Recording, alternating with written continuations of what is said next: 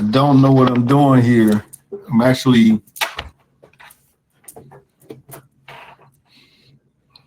all right. I'm on my phone for the first time trying to figure out how to do this.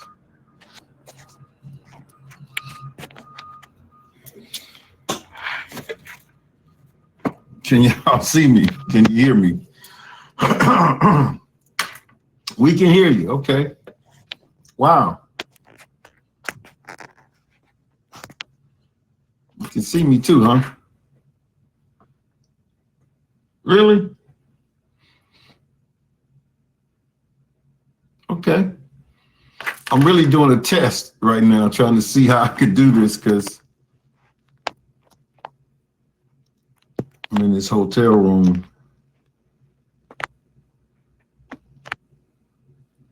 Just wanted to make sure I could do it on my phone.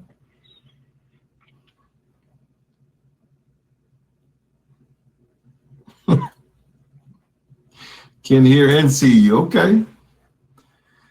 Cool. I don't know what I'm going to talk about, but I'm just testing to see if this thing would work from here, from my phone.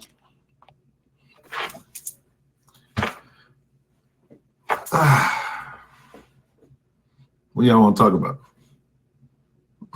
Personal development? Let's see here. All right.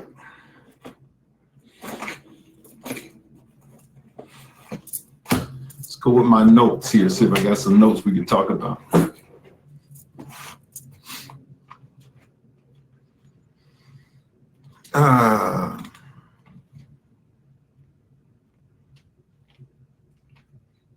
You got to always be ready. My aunt called me this morning and wanted me to go. That's a long story. So, all right, let's see. Always be ready.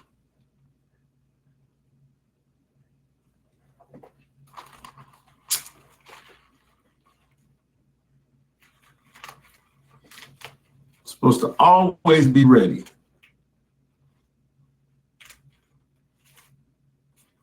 You know what? I keep my book with me. So my Old Faithful, I can always be ready with that. I don't have to worry about notes. All right. Let's come from the book today, as a pastor would say. I really didn't think I was going to turn this camera on because I didn't think it was going to work, but it does work. Okay, so let me find something in the book that we could talk about today. I had to take my aunt somewhere, and so she doesn't believe in I'm busy or I'm doing something. She's like, you know, I'm still your aunt, and one of those, I need you to take me somewhere. I need you to drive, and I don't want to hear no for excuse.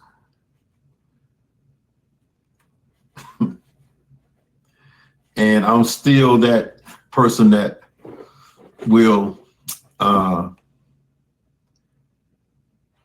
listen to my elders. You know what I'm saying? I'm not that person that, you know, I'm too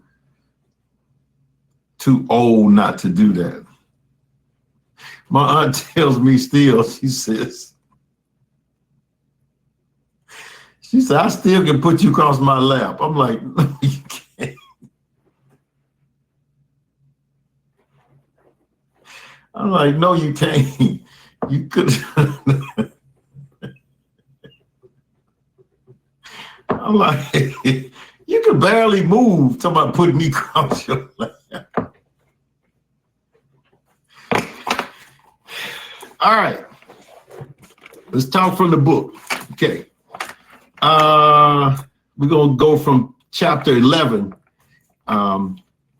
which is page 34. Middle class believes rich people are shallow. World class believes rich people are strategic. All right, so it's been passed down through the ages that those who seek wealth are self-indulgent, decadent, and shallow, and that poverty and financial mediocrity are badges of honor for them. And you know,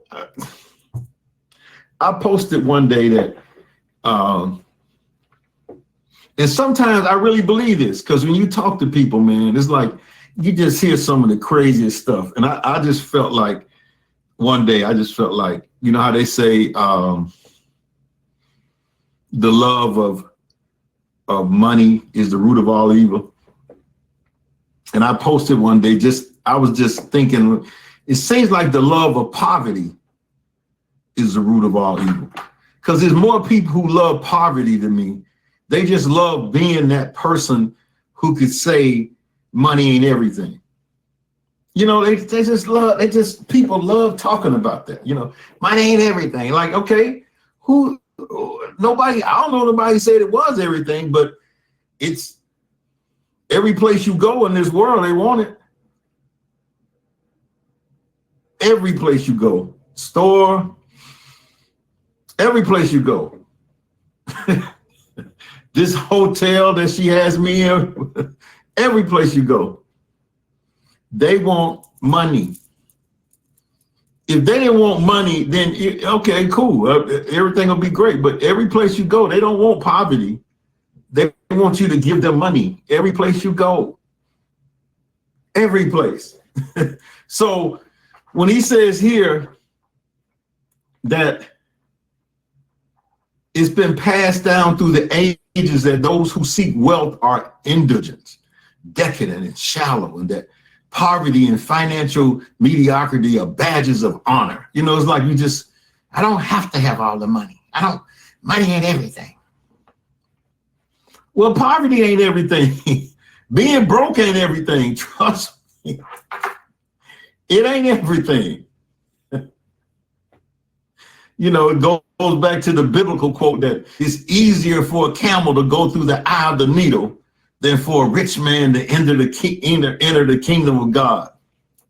Now, the literal translation of this biblical passage even led the Catholic Church, one of the wealthiest organizations in the world, to paint a picture of the Pope as destitute. A destitute servant in order to maintain the integrity of the message for the purpose of motivating people to donate money. So they had to have the Pope look like a destitute servant.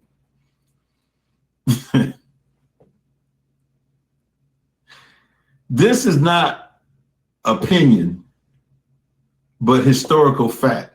This manipulative tradition continues in modern times through evangelists selling salvation with prayer, cloths, holy water to poor people, while purveyors are living in mansions and traveling by private jets. The manipulation is possible because it feeds on the belief that being poor is a virtue. And even if you can't pay your rent, you should give your money to God. Uh-oh.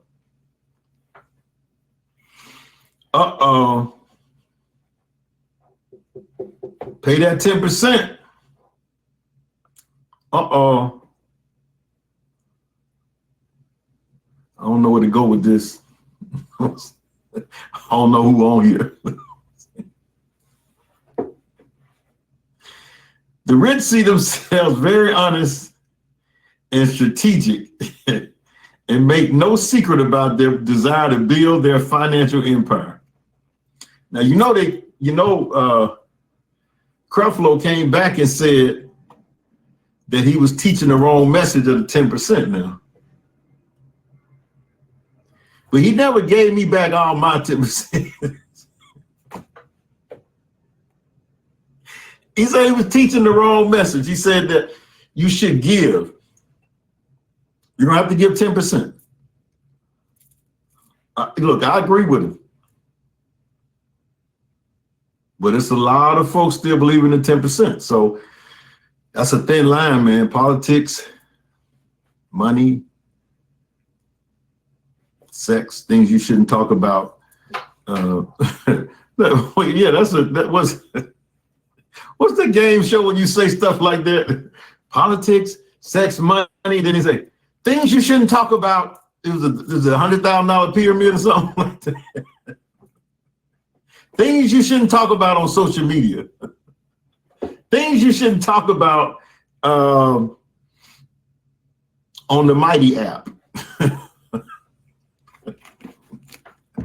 Sex, money, 10%, religion.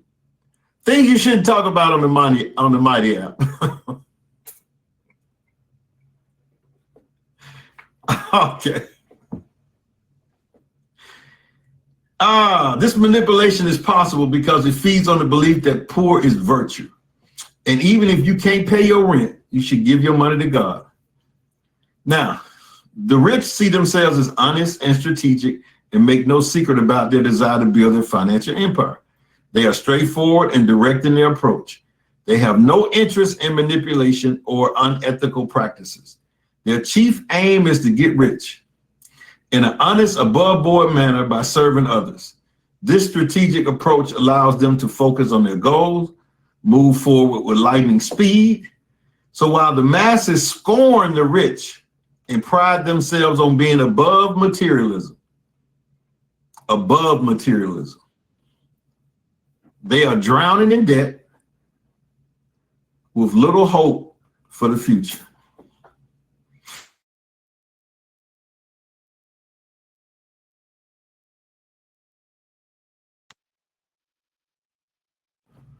Meanwhile, the champions ignore the naysayers and continue their journey towards financial independence and wealth. Now, this right here this could be a sore spot for some people. This could touch some buttons here. You know, some hit dogs might bark on this one. But it says wealth is the product of a man's capacity to think. Wealth is the product of a man's capacity to think. Critical thinking question. Are you being manipulated to donate money? Oh, I'm afraid to even read this because I don't want y'all to get me. I don't want y'all to stone me.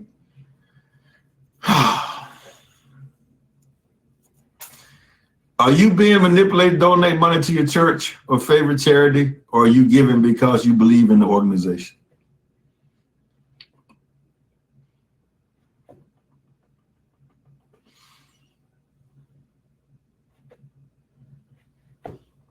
Ooh, yeah, that's fire, Brandon. That's fire. I guess I'm a renegade because most folks be afraid to say this one here. Now, I'm just reading it from the book. I'm not giving you my opinion of this. I'm just asking the critical question. Ooh. Hold on a minute.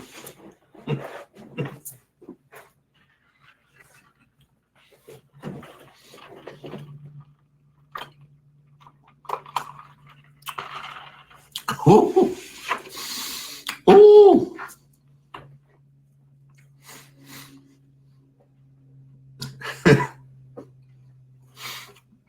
She had me a Cracker Barrel this morning too. I had some of them pancakes. Ooh, them pancakes fire.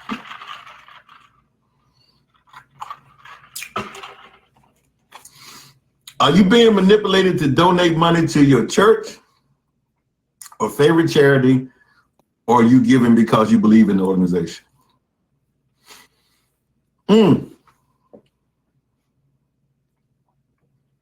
Evaluate your wealth building strategy to make sure you maximize it on all your available resources.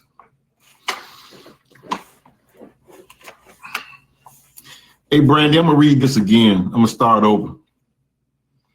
It has been passed down through the ages that those who seek wealth are self-indulgent, decadent, and shallow. So if you're on here trying to get wealthy, you know, with your trading and things, I know you're going to say, No, I ain't trying to get wealthy. I'm just trying to get on the other side of money.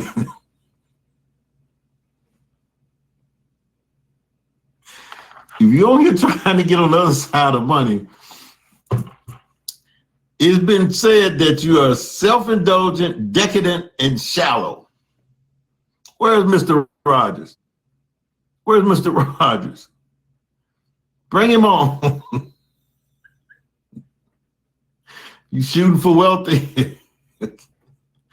Miss Fredericks, there he is. Miss Fredericks and Mr. Rogers, you are known as self-indulgent, decadent, and shallow. And if you want a badge of honor, you need to have financial mediocrity give you a badge of honor, man.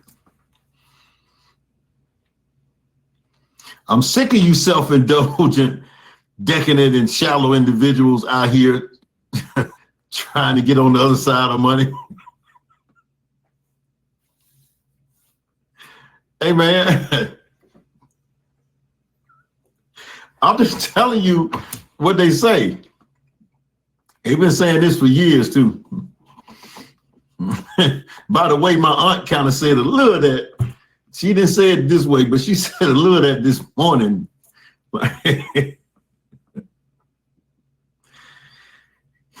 It's hard. I'm telling you, it's hard to come from a certain zip code. It's hard to come from a certain neighborhood and try and do your best to get wealthy because you got so many of this stuff being thrown at you. Everywhere you go is so much of this stuff that's being said. You're right. You sound like some haters for real. But that's the talk that we've heard, because think about it.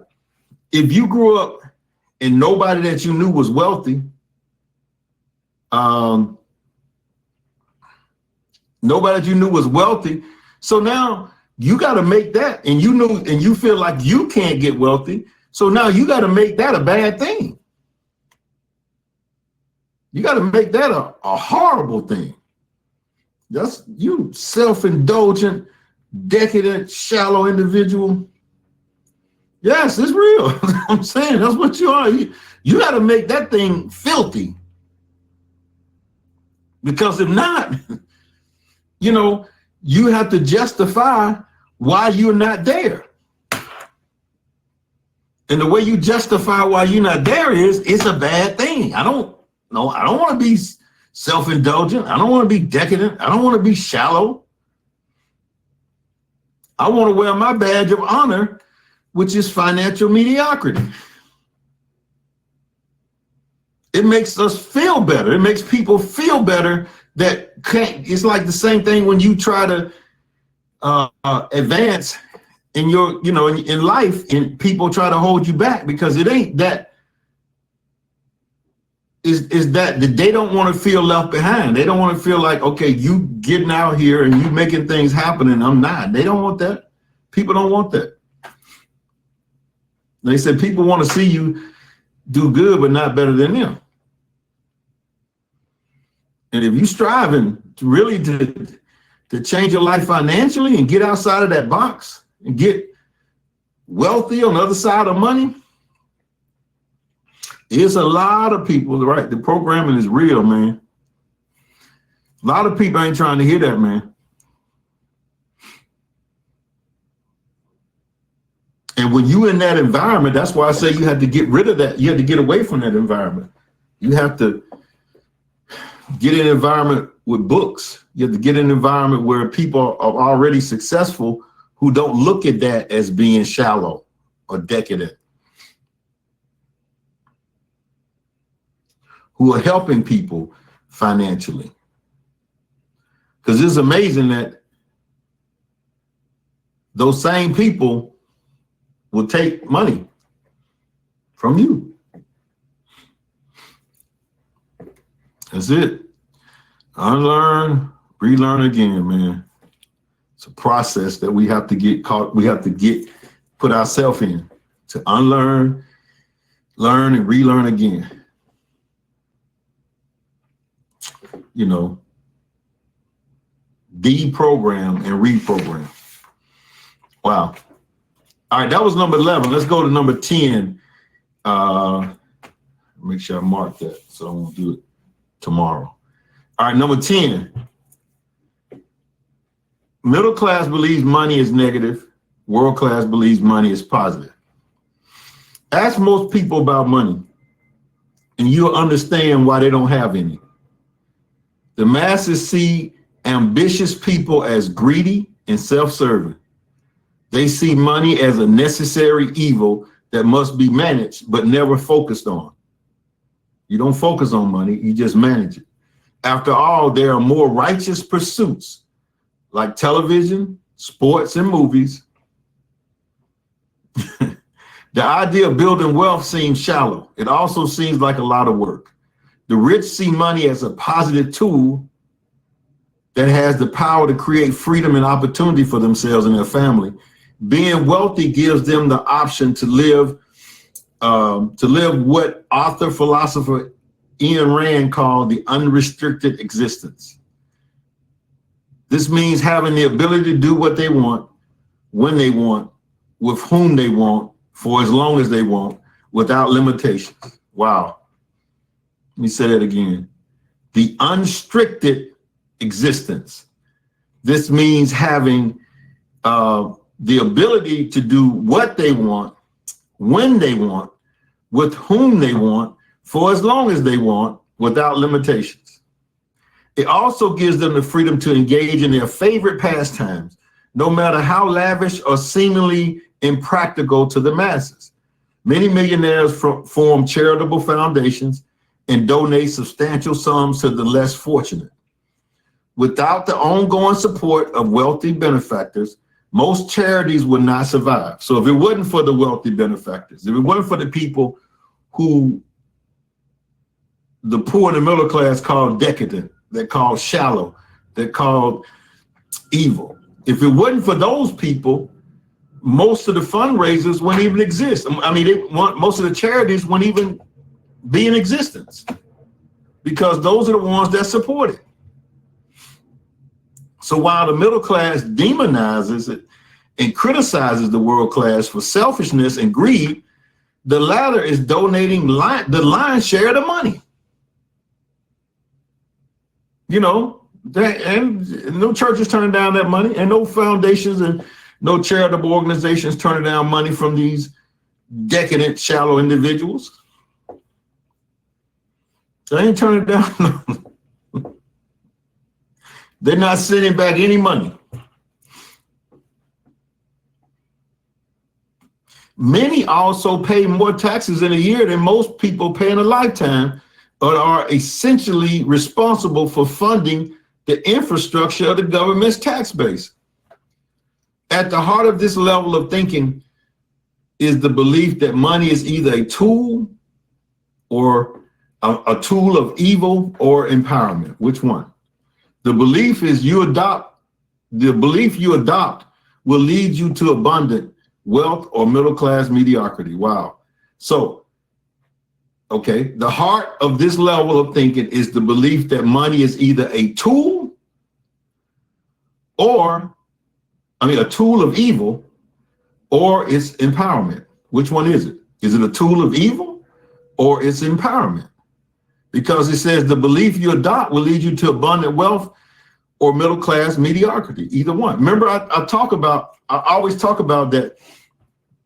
What we have to do is from reading these books, it's going to pull up that programming that was put in us from the womb to age 9, that's buried deep down inside of us. Remember I said that people don't realize it's there until you start striving to go outside of the box. And when you start striving to go outside of the box, there's a pull that holds you in. You don't want to separate from your friends. You don't want to, separate from family members. You don't want to stop doing certain things.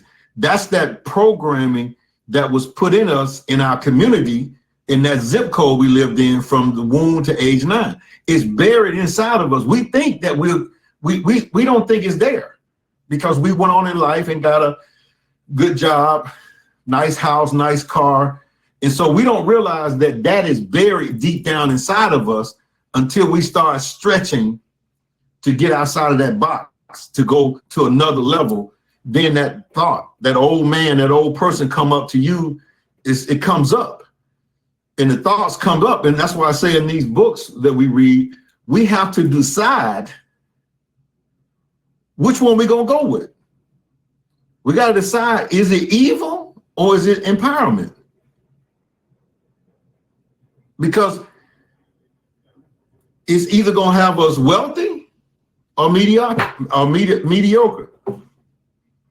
And if we keep the same thoughts, it's going to have us mediocre. That's why we have to, these thoughts don't come up until you start striving for other things, or you start reading books, or you start getting in different environments of people having different conversations. Then those thoughts that are buried in us come up.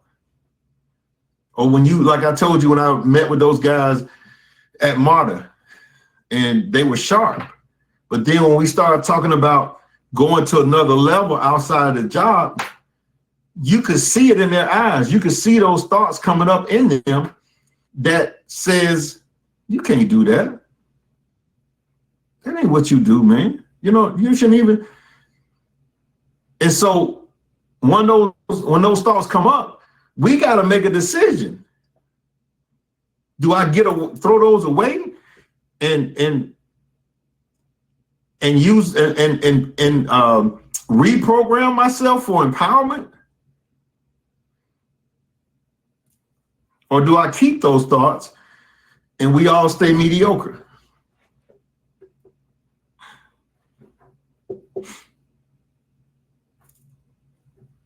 Guess what? Most people, most of your friends, most of your relatives never read books like this. They never get in environments like this. They never stretch to go outside of the box. They never have to deal with those thoughts that are buried deep down inside of them.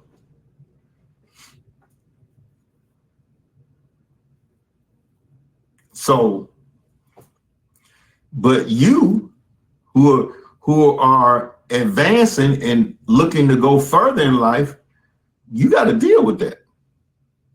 You got to deal with it and say, okay, man, I got to change some of this thinking. I got to start reading.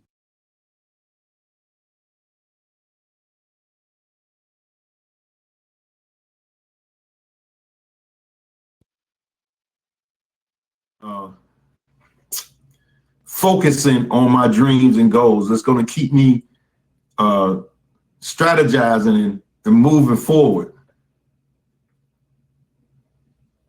Because if not, a man with a surplus can control circumstances, but a man without a surplus is in control by them. And often he has no opportunity to exercise judgment. Harvey Firestone. A man with this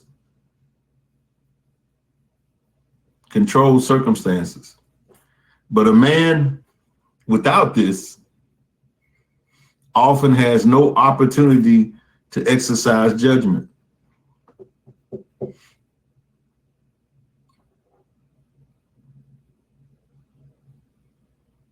No opportunity to exercise judgment. You have to get up and get to work. You have to go. And these are the same people who say you chasing money, but what are they doing?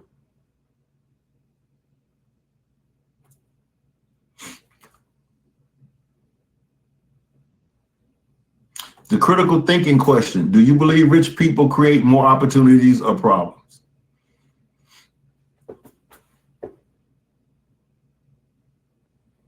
Tell you something funny. If my aunt was in here right now hearing this, she'd be hit me across the face. She'd knock me out. She would knock me out.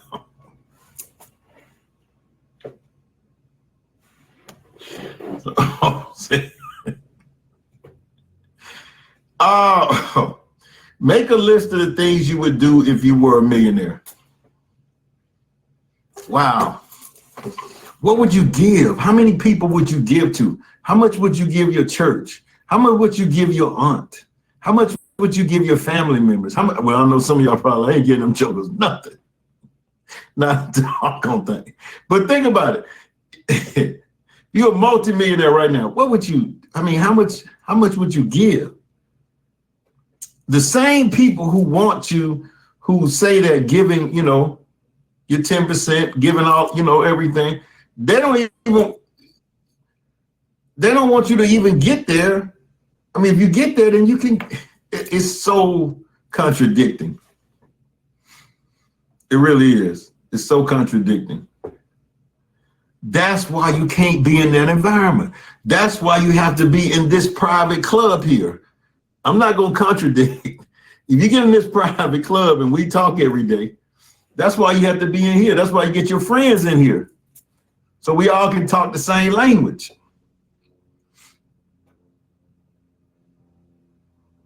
Now, you can't leave here today and go back to that other language and go hang around them other people. You can't even try to go explain it to them because they're going to shut you down.